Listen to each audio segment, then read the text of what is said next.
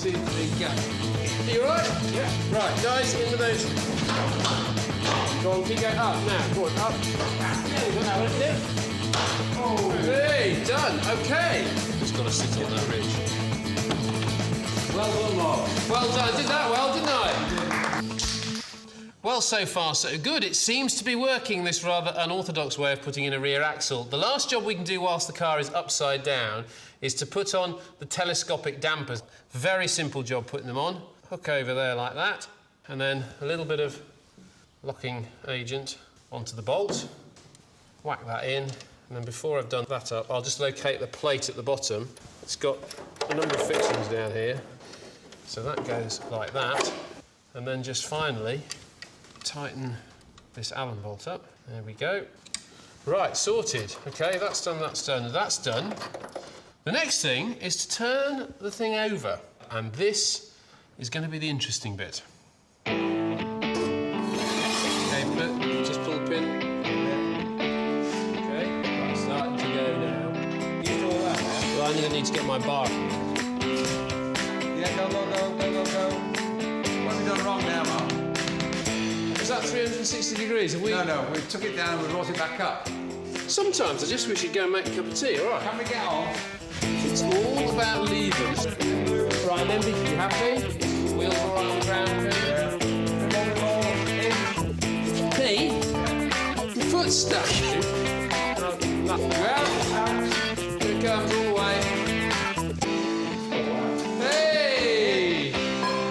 Great. Good job. Now we can get the wheels on, get some weight on the suspension, tighten all that up, and then, guess what? Put the engine in. We're putting the engine in!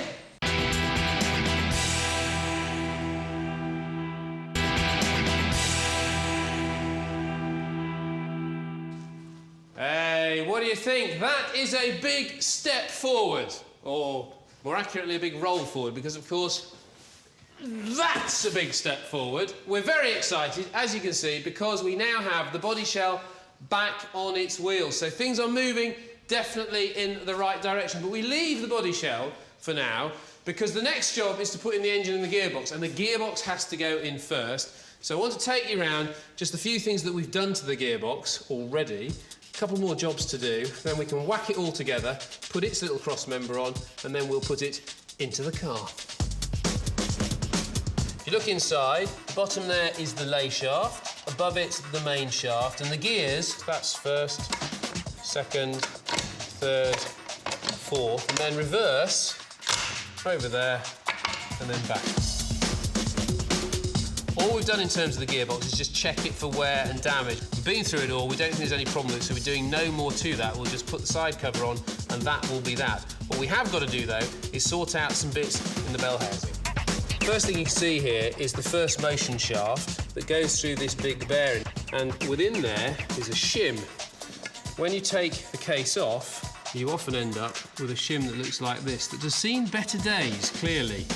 And this is the new version of it, and that will sit in the end plate like that. But before we can put the end plate on, we need a new oil seal in the bottom. Right, next, the gasket. Just carefully feed that on. Even if you don't think it's gone, change it. Right, that's that. Just tighten those all up.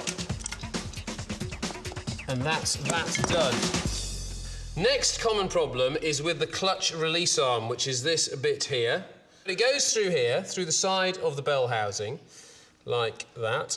And then this is the old clutch release bearing. We'll be putting a new one on, but just to show you, that sits in that fork like that. And then when you put your foot on the clutch, the lever moves forward, pushes the clutch release bearing onto the spring plate on the clutch and releases it, so you don't get drive through to the gearbox. The problem is with the phosphor bronze bush here, because where that clutch release arm pivots around this bolt, on the shaft on the bolt, you get wear on the bush. Now, you can't really see any wear there, but because it's such an easy job to change it anyway. So I've already pushed the old one out, which is this one here, and pushed a new one in. So this is the new one. Then all I've got to do is put in a gaiter through the aperture in the bell housing. Stops all the crud getting in here. It goes in like that. And then put in the clutch release arm. A little bit of grease on it, and a bit of grease on the bolt itself, and then it's a simple job of just popping that through. Just make sure you've got it the right way round, so the open part of those little jaws face outwards. Right, well, I just tighten that up. The next job is going to be to fit the reconditioned overdrive unit. Now, overdrive units are something that everybody's frightened of taking to bits because they are extraordinarily complicated bit of kit. So, a couple of weeks back, I took my overdrive to a factory in the Midlands where they refurbished it for me.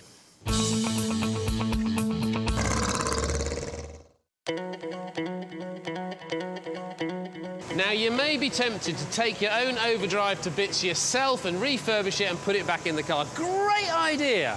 But if you do, you'll end up with around 130 bits on your bench, including some of these, like a main case, pistons, a hydraulic pump assembly, a brake ring, filters, an annulus, a rear case, a one-way unidirectional clutch, a speedo drive, a cone clutch. Is it getting complicated? Well, it should be, and it should be putting you off, because what you need most of all when you're looking at your overdrive is an expert who knows how these things work. Malcolm is my expert. And Malcolm, your job today is to try and help me understand how this lot actually works. Take me through the kind of geography of an overdrive. Here we have the full assembly. At this end is the gearbox. From the gearbox, you'll have an input into the overdrive. Through there, that will turn through these gears and this clutch arrangement and out through the output shaft, and then back onto the axle at the back of the vehicle. All right, but the essential element in terms of giving you effectively what is like an intermediate gear, isn't it? Yes. Only operates in third and fourth and gives you like a 3 1/4 gear and a 4 1/4 gear, doesn't it? Yes, it does. OK, that all happens thanks to these gears in here, It does. operated by this clutch. Yeah. And the parts are these bits down here. It is. Right, now this is the bit I don't understand. If you're not in overdrive, if you turn that, the whole lot will spin round as a mass. The sun gear spinning, the planetary gear is stationary but still spinning, and the iron is still spinning. Watch the white marks. One turn of the input shaft